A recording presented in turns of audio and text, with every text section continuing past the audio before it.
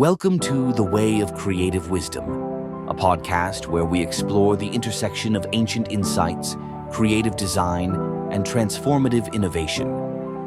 In a world driven by artificial intelligence, it's easy to feel lost in a sea of information.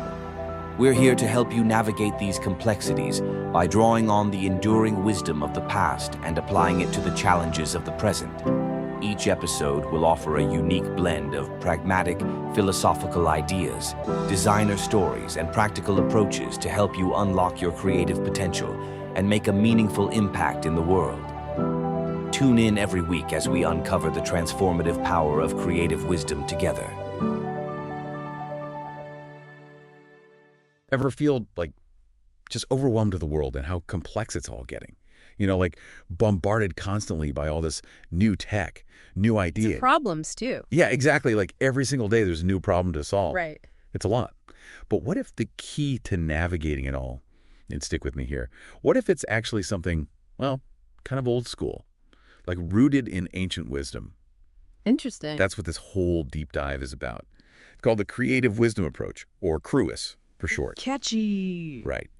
It's about merging those timeless truths, those bits of wisdom that have been around forever, with how we design and innovate today. It's funny, isn't it? We often try to fight complexity with, well, more complexity, like we can outsmart it or something. But this CRUIS thing, it's like it's suggesting a totally different path. It reminds me of that quote, I think it was in the SOGLAB Live keynote, the one from Isaac Asimov, about science gathering knowledge faster than society gathers wisdom. Oh, yeah, I remember that one. It's so true. CRUIS feels like a response to that, don't you think? 100%. And especially for you. Yeah. I mean, knowing how much you love design and innovation, we're not just talking about making things look pretty here. This is about tackling the real nitty-gritty problems, but doing it in a way that's, I don't know, maybe even elegant. I like that. And the best part is CRUIS isn't just some vague philosophy. It actually gives you a framework, a practical one, with 6 key elements. Okay, I'm intrigued. 6 elements. Yeah, and get this, they make up the acronym. Oh, I love a good acronym. Right. All right, hit me with it. What's the first piece? Starts with C for creative.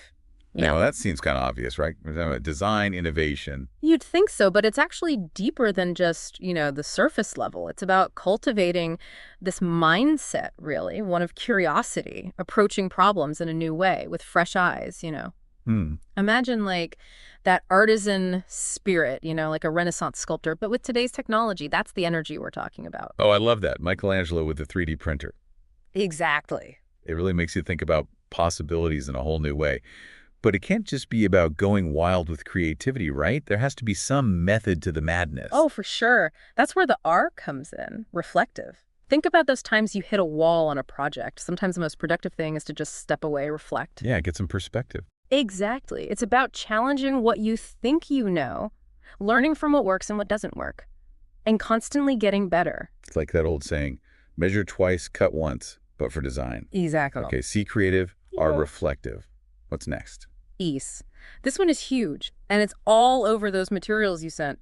Empathetic. Okay. This is about really deeply understanding those people you're designing for, what they need, what they want. You mean like going beyond just basic demographics? Way beyond. This is about walking in their shoes. What motivates them? What are they struggling with? What do they dream about?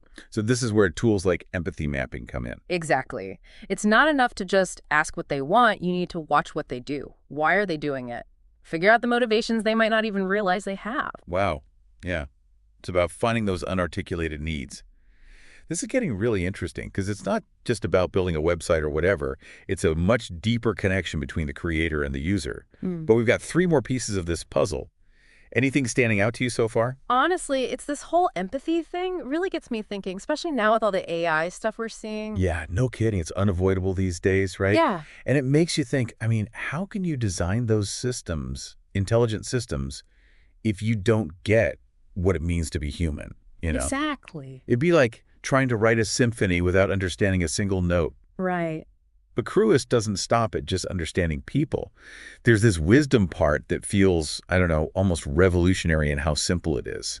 Totally. That's the W in CRUIS, and this is where it gets really thought-provoking. I mean, everyone's obsessed with the new, with being cutting edge, but CRUIS is like, hey, maybe we need to look back a little. To move forward. Exactly. It's bringing ethics back into design, having a moral compass, if you will. Oh, that's good, yeah. Yeah. A moral compass for design, especially with AI. Yeah. Because we're not talking about toasters here. This stuff could really change everything. No doubt. And that's where wisdom is so important. It's not just, can we do this, but should we do this? Right, like the responsibility of it all. Exactly. Think about something like an AI for education. You could design it to get kids amazing test scores. Optimize for efficiency. Right, but what about actually loving to learn? That's where you need the wisdom part. Understanding how people learn, what motivates them. It's like we're at this crazy point in history, right? All this power, but we need a new kind of literacy, like a wisdom literacy, to handle it. And CRUIS, it gives you a way to develop that literacy.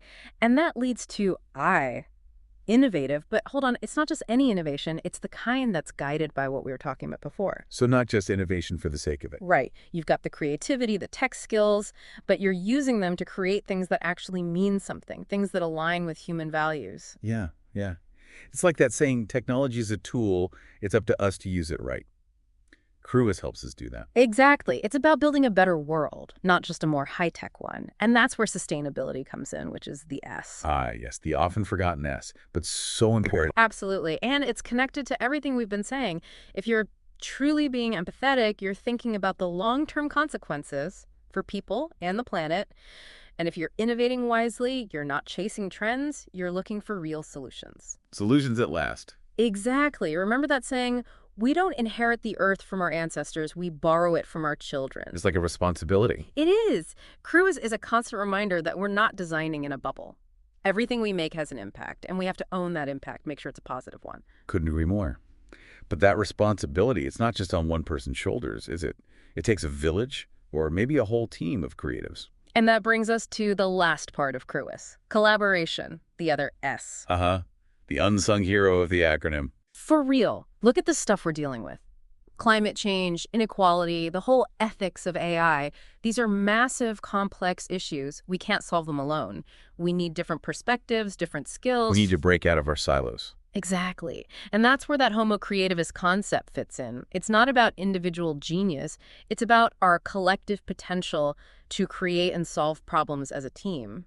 So how does that actually work in the real world? How do you get people working together like that? Well, the materials you sent actually mention a great example. SOGLAB, the organization behind CRUIS, they seem to really walk the walk. Oh, I always love when companies actually live by their own advice. Tell me more. How do they do it? So they've got, like, philosophers and designers working side by side. Exactly. Even educators and tech people all mixing it up. Wow. You can really see that in their work, too, can't you? Oh, yeah. It's all over their certification program, the design thinking workshops. It's not just theory with them.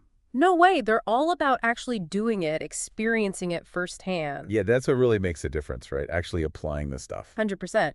And their certification program, it's built around this cool framework. Okay, tell me more. I'm always up for a good framework. It's called Think Like a Philosopher, Create Like a Designer, Act Like an Innovator. Kind of a mouthful. It's a lot, but I like where it's going. Right. Like Right. They took the whole CRUIS idea and made it into this practical guide. Okay, I'm sold. So break it down for me. What does it mean to think like a philosopher in this context? Well, it's not about like sitting around debating Plato while you design a website or anything. Oh, that does sound kind of fun. Maybe. But it's more about really using those critical thinking skills. Questioning assumptions, digging deeper. Finding the why behind the what. Exactly. And bringing that sense of ethics and purpose to your work, which goes back to the wisdom element. Ah, right. It all connects. So you've got the philosophy, then the design skills come in to actually make it real. Exactly. And then that innovator's drive to push things forward, experiment, make it happen in the world. And make sure it's sustainable, impactful, all of that. It all works together. This is blowing my mind a little bit. It's like they found a way to unlock that Homo creativus potential we were talking about. It really is inspiring, isn't it? Totally. But let's bring it down to earth for a second. For someone listening who's feeling all fired up, but maybe also a bit overwhelmed, what's the one thing to remember? I'd say start with your mindset. Creativity, it's not just for certain people. It's a skill you can build. Like a muscle you got to train. Right. Be curious, ask questions, look for different perspectives, and work with other people. And remember that wisdom thing we were talking about? Oh yeah, huge. Ancient wisdom, it's not outdated.